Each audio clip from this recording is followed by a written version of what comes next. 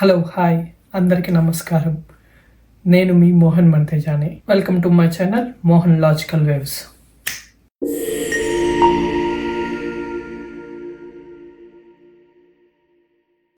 పోయినసారి చెప్పిన వీడియోతో కోడింగ్ అండ్ డీకోడింగ్ అనేది పూర్తయినాయి.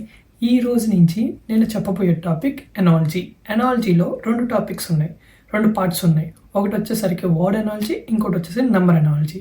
2 సిమిలర్గానే ఉంటాయి. నంబర్ ఎనాలజీ వచ్చేసరికి మీరు కోడింగ్ అండ్ డీకోడింగ్లో యూజ్ చేసిన ప్రాసెస్లు కొన్ని ప్రాసెస్లు అనేది ఇక్కడ కూడా అనేది యూజ్ చేస్తాం. వర్డ్ ఎనాలజీ వచ్చేసరికి మీరు ఎంత ఈజీగా అయితే గుర్తుపెట్టుకోవడానికి ఉండిద్దో అది నేను చెప్తాను. అలా గుర్తుపెట్టుకుంటే ఈజీగా చేయొచ్చు. కాకపోతే వర్డ్ ఎనాలజీలో మీకు తెలియాల్సింది ఒకటే.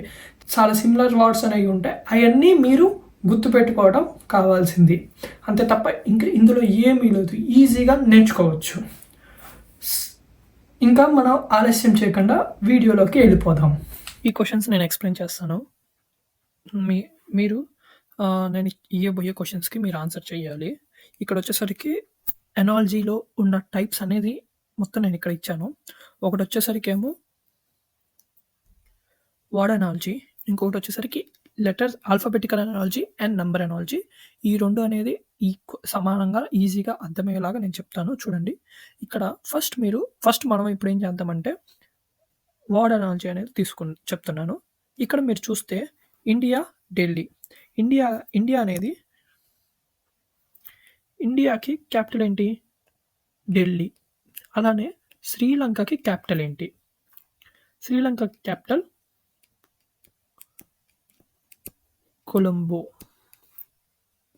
కొలంబో.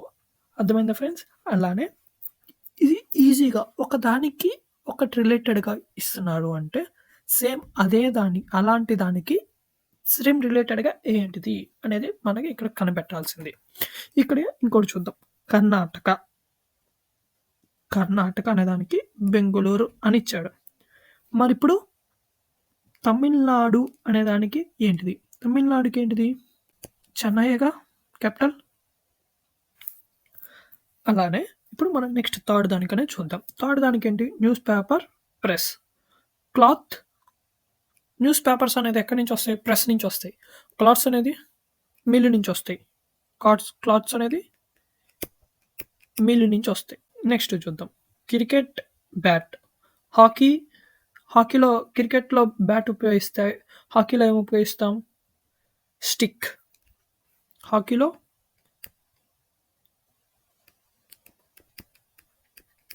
స్టిక్ ఉపయోగిస్తాం. అర్థమైందా ఫ్రెండ్స్? అలానే ఫిఫ్త్ది వచ్చేసరికి సేమ్ ఇంతే ఉంటాయి. కాకపోతే ఫుల్ సెంటెన్స్ ఫార్మేషన్లో ఇచ్చాడు. మనం ఆ సెంటెన్స్ ఫార్మేషన్ క్రాక్ చేసి అసలు ఫార్మేట్ అనేది చూడాలి. Engineering is relation to the mission in the same way as a doctor is related to the. Engineering అనేది మిషన్స్కి సంబంధించిన అయితే డాక్టర్ అనేవాడు మెడిసిన్కి సంబంధించిన వాడు.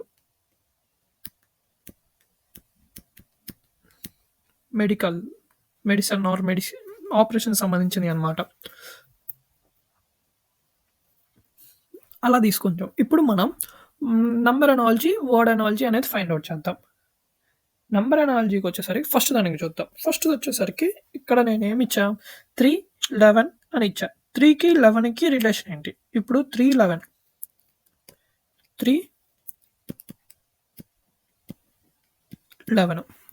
ఇక్కడ 3కి 11కి రిలేషన్ ఎంత కనుక్కుంటే 7కి అనేది రిలేషన్ అనేది చెప్పుకోవచ్చు. ఇక్కడ 3 అనేది 11కి ఏ మల్టిప్లికేషన్స్లో ఎందులోనే యాడ్ అవ్వదు, రాదు. కాబట్టి ఇప్పుడు మనం చూద్దాం.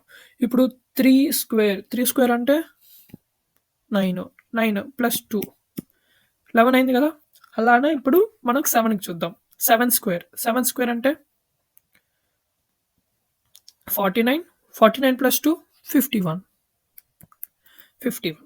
అర్థమైందా ఫ్రెండ్స్? అలానే ఇప్పుడు సెకండ్ దానికి చూద్దాం. 9, 8 అని ఇచ్చాడు. 9 అంటే 3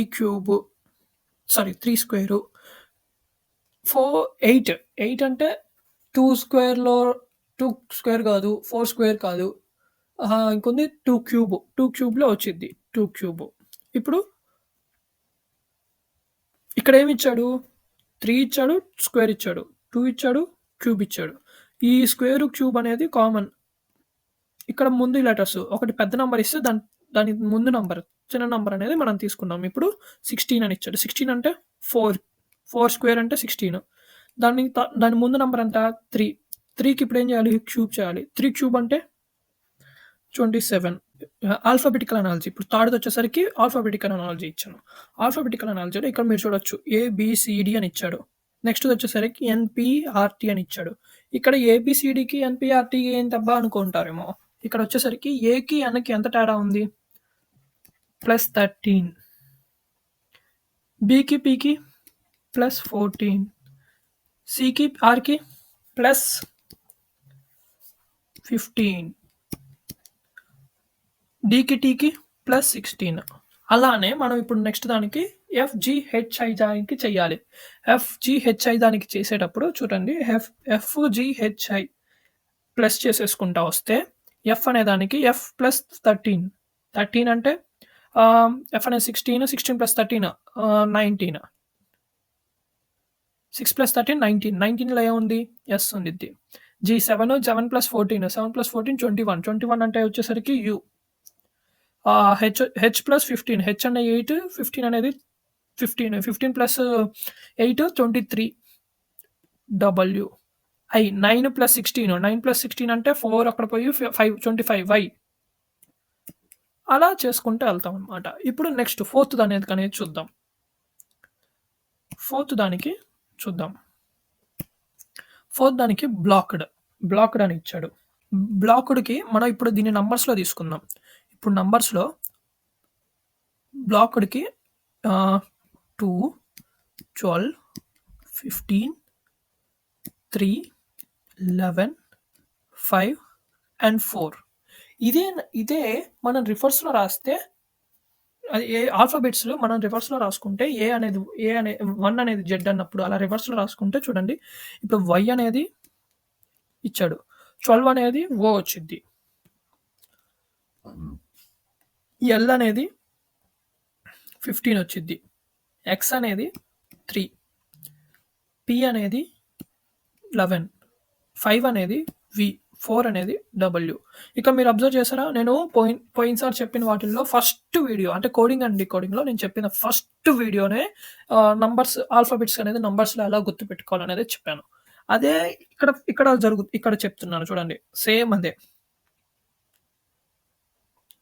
అర్థమైందా ఫ్రెండ్స్? అలానే ఇక్కడ చూడండి. ఇప్పుడు మనం దీనికి చెయ్యాలి.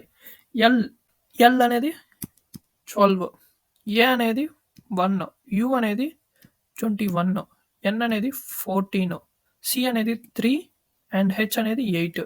ఇప్పుడు దీన్ని రివర్స్‌లో రాస్తే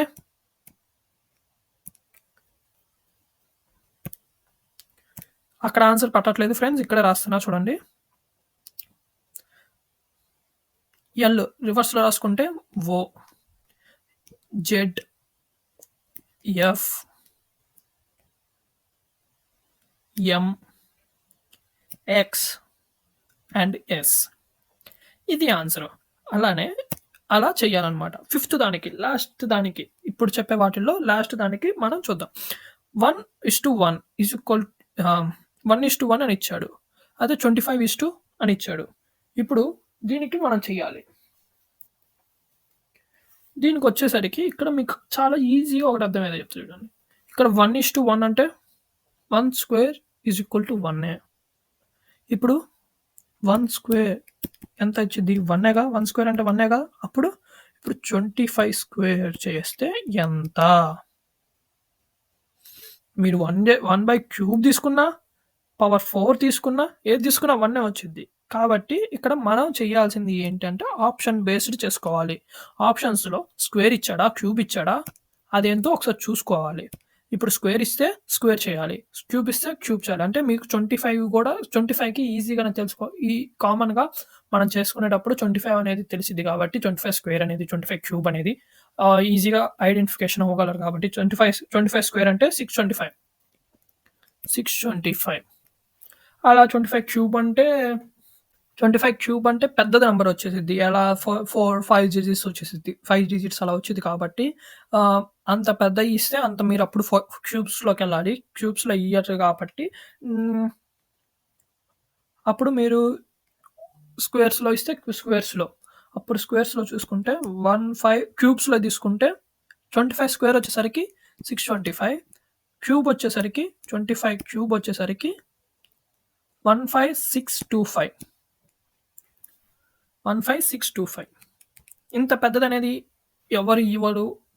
ఒకవేళ ఇస్తే ఇలా చేయాలి. ఒకవేళ ఇవ్వకపోతే స్క్వేర్ చేసుకోవాలి.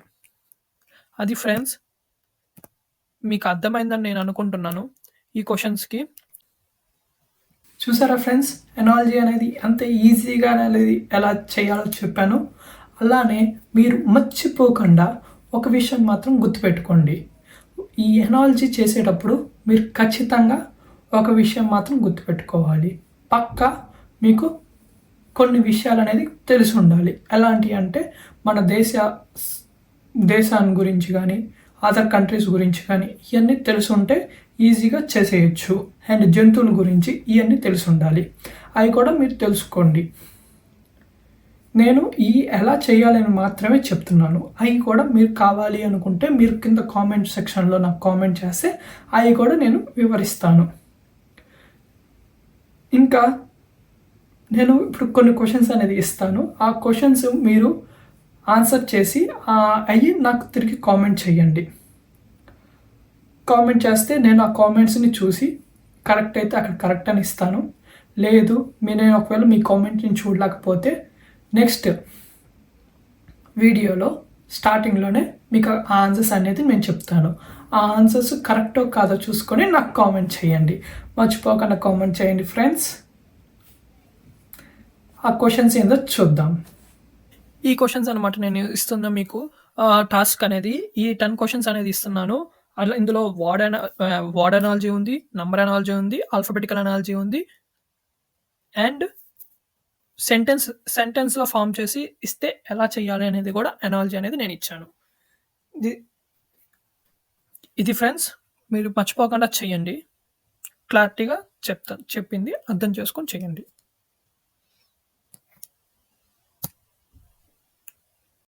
కామెంట్ చేయటం మర్చిపోవద్దు ఫ్రెండ్స్. మళ్ళీ తర్వాత వీడియోలో చూద్దాం.